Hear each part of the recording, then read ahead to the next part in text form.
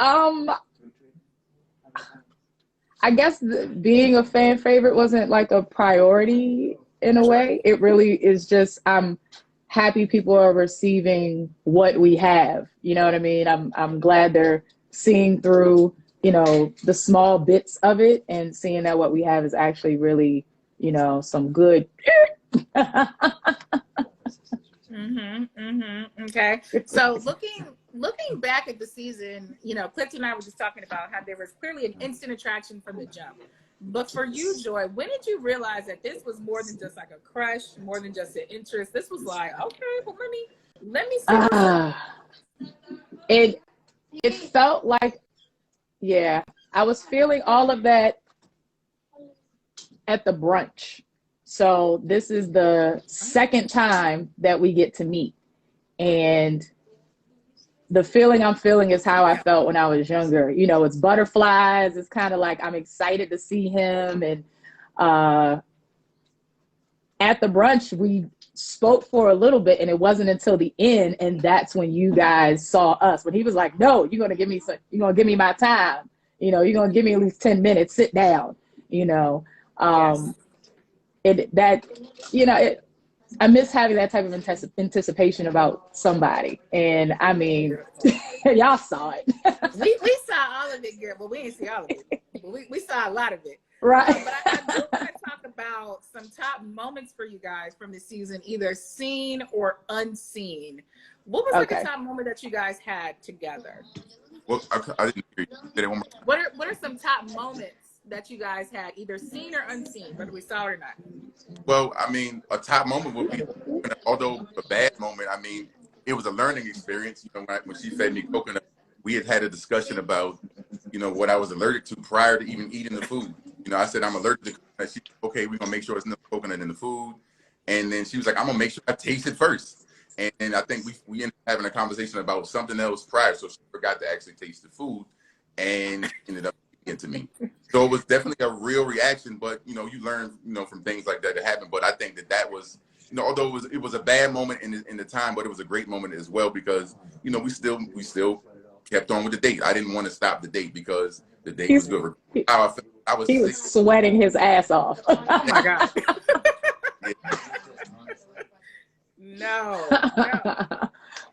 What about for you, Joy? Great though, to be honest. I guess bad moment. I mean, you go ahead and you speak on it. Honestly, it was when we first met, when we first sat down. That was what the audience didn't get to see. What they saw, our first conversation at the mixer was at night, but when we first talked, it was during the day, and we started with laughs and jokes. We're joking about, the food, the hors d'oeuvres, we're hungry, we're starving, that kind of thing. And it just kind of organically moved into, your interests, where you're from. We talked, brief talk about our dads, and we covered the gamut in like an hour, and it was effortless. It was easy. Yeah, that's how you know. That's how you know it's real. Mm-hmm. So for the two of you, what are the keys to keeping your relationship strong despite social media criticism? Because constant communication. Ooh, okay. And that's important, especially if there's going to be a long distance, right? Yeah, and I would say reassurance as well, because when you're miles away from someone, you have to reassure them that you're here, and I do that every day. I make sure that I let her know how I feel, and she does the same. And it's very genuine. It's from the heart, and I feel it. From the first time that she told me that she loved me, it sounds the same as she told me this morning. I still have the same feeling. Who said I love you first? Just not to put you on the spot, but Joy.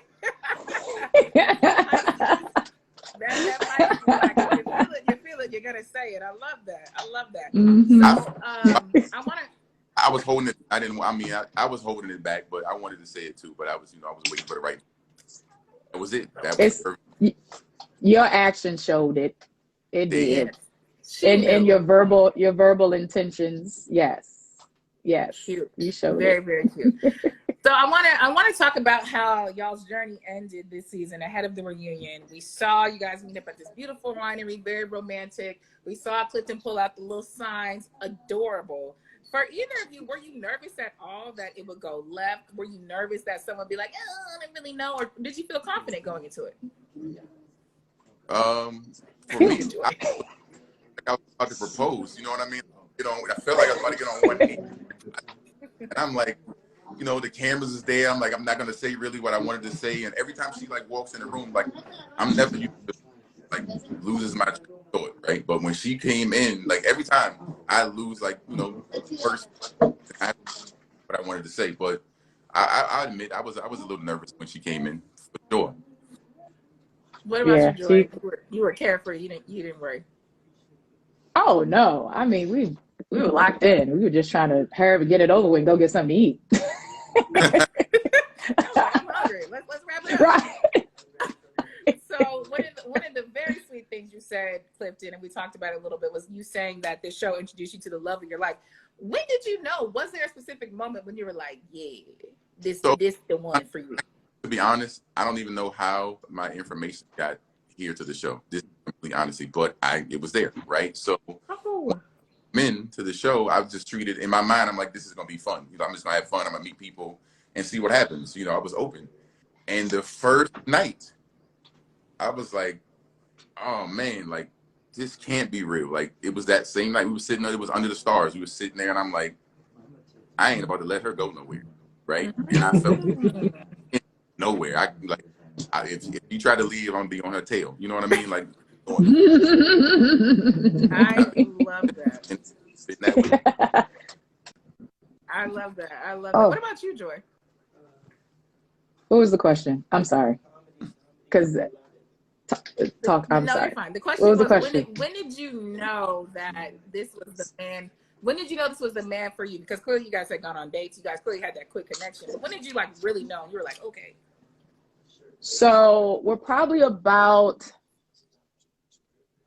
I want to say maybe about like 2 weeks in, and we have been speaking like every day, night. And it was this moment I'm talking to my sister, and, you know, I'm really telling her more about Clifton, and I'm telling her like I just kind of, you know, just get overwhelmed with a bit of emotion. She's like, why are you crying? And I said, you know what, this is because this is real.